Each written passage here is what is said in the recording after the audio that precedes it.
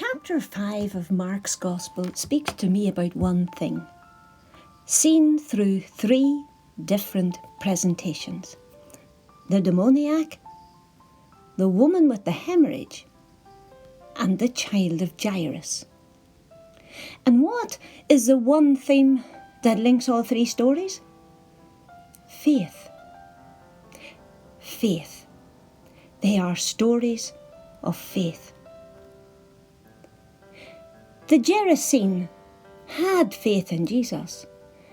Something in him, even in his deepest possession or oppression, whatever you want to call it, saw something in Jesus. Verse 6 says, "Catching sight of Jesus from a distance, he ran up and fell at his feet." Even in this dark place of being in the tomb, he still could see something in Jesus that he could believe in, that he could have faith in, even at a distance. In the case of the woman with the hemorrhage, she believed. It was her faith that restored her to life. She knew it was sufficient for her to just run up and touch the cloak of Jesus, and she did. And in the case of Jairus, he believed in Jesus that even if his daughter was dead, Jesus had the power to do something new, even impossible. He could bring her back to life. Jesus says, "Do not be afraid, only have faith." This is the invitation from Jesus to each one of us today. Not to be afraid in the situations of life which we face, not to be afraid when we're in difficulties, when we feel surrounded by legions who don't allow us to live out our lives in a holy, healthy way, because Jesus, when you invite him into your situation, will transform and change everything when you believe. Not to be afraid if you're in the place of physical suffering where you're having a bleeding and don't have the expertise to have the source of the bleeding dried up. Jesus says, "Don't be afraid, only have faith. Come to me." The Gerasene demoniac ran up to Jesus. The woman with the hemorrhage ran to Jesus. And the president of the synagogue, Jairus, went to Jesus and fell at his feet, begging him earnestly. And Jesus says, "Don't be afraid, only have faith."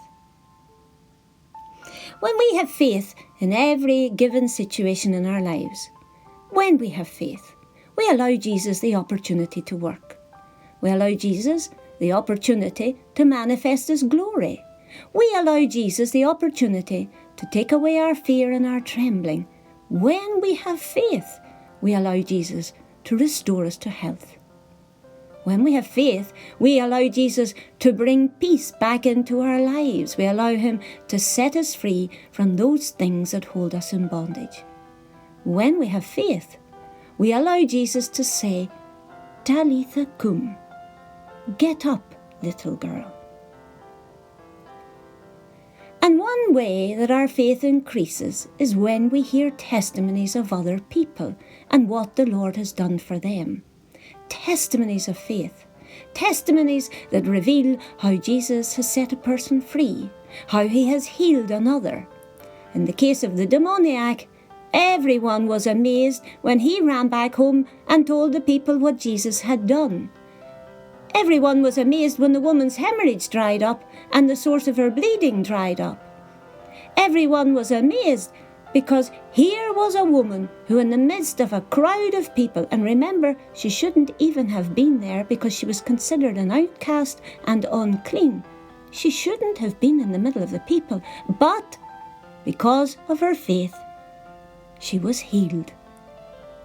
And then, in the case of the daughter of Jairus, faith led Jairus to Jesus, and the little one gave testimony to the power of the faith of the father and mother, because she was raised to life from the dead. The Lord wants us to give testimony about who he is and what he does in our lives. Jesus is continuously reaching into every situation in our lives in order to set us free, in order to bring us healing, in order to raise us out of those situations of death in our own lives. Jesus wants to lift us out of every tomb, bringing us new life in him and to a new level of faith in him. Bringing us to a new level of faith that says, I can touch Jesus and be healed. Bringing us to a new level of faith that allows me to hear Jesus say, get up, Talitha cum, rise up, little girl, rise up, little boy. And so, the invitation today is to give testimony to Jesus in faith for what he has done in your life.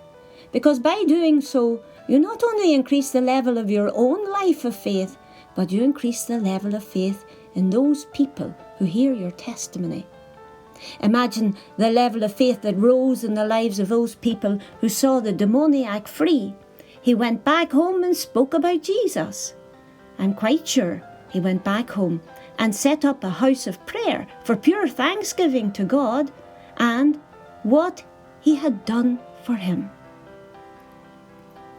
For the woman freed from the hemorrhage, I'm sure too, she went back home and opened a house of prayer to give glory to the Lord for the great thing he had done for her in her life. And in the case of Jairus, who was already the president of the synagogue, imagine what the meetings in the synagogue were like after the experience of the raising from death of this little girl. Imagine the testimonies and the things they spoke about in the synagogue. And this is what Jesus wants. He wants that our houses of prayer be places of testimony, places of witness, be places of new life and resurrection, be places of healing and transformation. And so, today, let's decide to tell everyone your story of faith and give testimony to what Jesus has done for you. Let's speak about Jesus so that others can be attracted to him because of your faith, because of your faith story. Tell your story of faith and let people be amazed. I have many faith stories that I can share with you after walking with the Lord for many years, but I want to share one of the oldest and indeed probably one of the more powerful ones. I just had major surgery and the doctor said I was going to need at least a year to recuperate after the problems that had arisen. The community at the time organised a course called the Joshua course. They asked me if I would be happy to participate in the course and maybe, if possible, sit on a chair to play my guitar for the occasional prayer, because already I was involved in the music ministry in the community. So I said yes, I could try and let's see what happens. The first morning of the course, we were doing our community prayer as normal as we would do in our courses in our School of Evangelization of Koinonia John the Baptist.